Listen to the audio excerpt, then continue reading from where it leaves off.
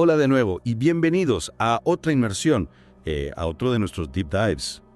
Hoy vamos a entrarnos en un caso que, bueno, pues ha fascinado al público durante más de un siglo. Que el Destripador, y más allá de, ya sabes, el morbo y la fascinación. Por lo macabro, lo que me intriga de verdad es cómo este caso nos permite, no sé, explorar la sociedad victoriana y los inicios de la investigación criminal. Sí. Para ello contamos con un extracto de la Wikipedia en español sobre Jack el Destripador, listos para desentrañar el misterio. Totalmente. Es que es fascinante cómo un caso sin resolver puede revelar tanto sobre una época, ¿no? Ya. Y más allá de la identidad del asesino, a mí lo que me parece interesante es cómo se separan los hechos de la ficción. Claro. ¿Qué nos dice este caso sobre la forma en que se entendía el crimen en aquel entonces? Empecemos por situarnos un poco, ¿no? Venga. Whitechapel, en el East End de Londres, finales del siglo XIX, un barrio con pobreza, extrema sobrepoblación y un montón de problemas sociales. Sí. Imagino que este contexto fue crucial para que estos crímenes ocurrieran y tuvieran tanta repercusión. Sin duda. Es importante entender el ambiente de la época, ¿no? La proliferación de barrios marginales, la violencia, la falta de higiene. Todo esto contribuyó a crear, pues eso, un clima de miedo e incertidumbre que de alguna manera Jack el Destripador supo explotar. Totalmente. Hablemos de los asesinatos. Vale. En Wikipedia menciona a los 5 canónicos. ¿Por qué se les atribuyen a Jack el Destripador? ¿Y qué los hace tan especiales? Pues estos 5 asesinatos son los que se consideran más probables de haber sido cometidos por Jack. Se trata de los casos de Marianne Nichols, Annie Chapman, Elizabeth Stride, Catherine Eddowes y Mary Jane Kelly. Lo que los une es un patrón específico de violencia, ¿no?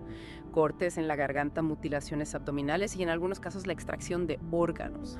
Un nivel de brutalidad que sin duda conmocionó a la sociedad de la época. Claro, y dentro de estos 5 casos hay uno que me llama especialmente la atención, el de Elizabeth Stride. Sí. En el artículo se menciona que el ataque parece incompleto. ¿Es posible que Jack fuera interrumpido? ¿O se trata de un imitador? Es una pregunta que ha intrigado a los investigadores durante mucho tiempo. La ausencia de mutilaciones abdominales en el caso de Stride, a diferencia de las otras víctimas, plantea serias dudas. ¿Ya? Una posibilidad es que Jack fuera interrumpido, sí. Claro. Pero también es plausible que se trate de un crimen independiente, ¿no? Aprovechando la psicosis colectiva que se vivía en Whitechapel. Claro, recordemos que estamos hablando de una época en la que la investigación no contaba con las herramientas que tenemos hoy, no había análisis de ADN. Claro. Y los testimonios de los testigos a menudo eran contradictorios. ¿Cómo se las arreglaban los investigadores para conectar los crímenes y determinar patrones? Imagínate la cantidad de información que debían procesar sin bases de datos, sin tecnología moderna. Ya. Debió ser una labor titánica. Se basaban en patrones en la búsqueda de similitudes que pudieran conectar los crímenes, lo que dejaba un amplio margen para la especulación. Y por supuesto, la prensa de la época ávida de noticias sensacionalistas también jugó un papel importante en la construcción del mito de Jack el Destripador. Exacto, la prensa jugó un papel crucial amplificando el miedo y la incertidumbre. Y a veces esa información o desinformación podía influir en la propia investigación. Tienes razón. Y hablando de eso, en el artículo se menciona el caso de Mandil de Cuero, ¿verdad? Sí. Me parece un ejemplo perfecto de cómo la opinión pública alimentada por la prensa puede distorsionar la realidad. Totalmente. Mandil de Cuero no era más que un apodo, una imagen que se popularizó en los medios y que llevó a la detención de un hombre inocente, John Pisfa. Ajá. Era un zapatero judío que casualmente trabajaba con cuero. Claro. Y claro, encajaba con la imagen preconcebida que la gente tenía del asesino. Es increíble cómo los prejuicios y la falta de información pueden llevar a este tipo de errores. Sí. Es un recordatorio de que la justicia no siempre es objetiva, incluso en la actualidad. Y este caso nos muestra además la influencia que los medios de comunicación ya tenían en aquella época, ¿no? La prensa sensacionalista contribuyó a crear una imagen distorsionada de Jack el Destripador, convirtiéndolo en una especie de leyenda urbana. Y hablando de leyendas, no podemos olvidar la famosa carta Querido Jefe.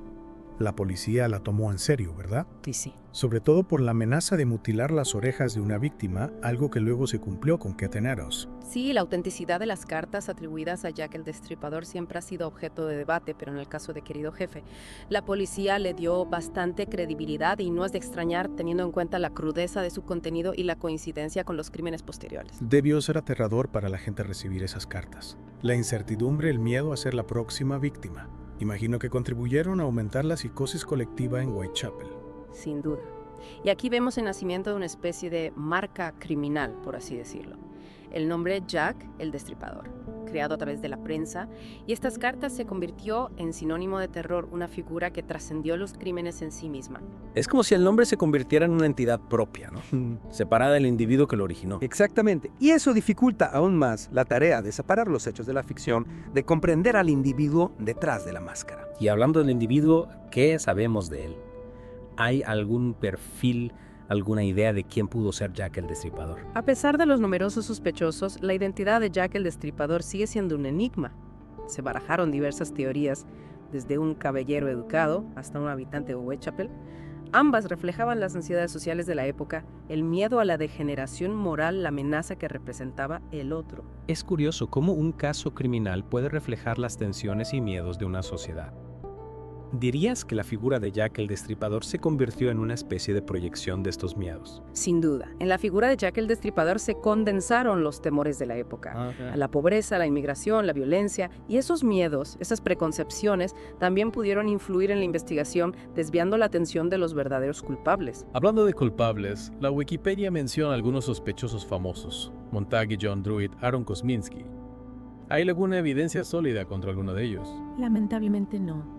La falta de pruebas concluyentes, sumada a la especulación y la mitificación del caso, ha generado una enorme cantidad de teorías y sospechosos, pero ninguna ha podido ser confirmado con certeza. Es la frustración, pero también el atractivo de un enigma sin resolver. Es como si Jack el Destripador se hubiera desvanecido en la niebla de Whitechapel, dejando tras de sí solo preguntas sin respuesta. Y es precisamente esta incertidumbre, esa falta de cierre, la que ha mantenido vivo el interés por este caso durante más de un siglo. Es cierto.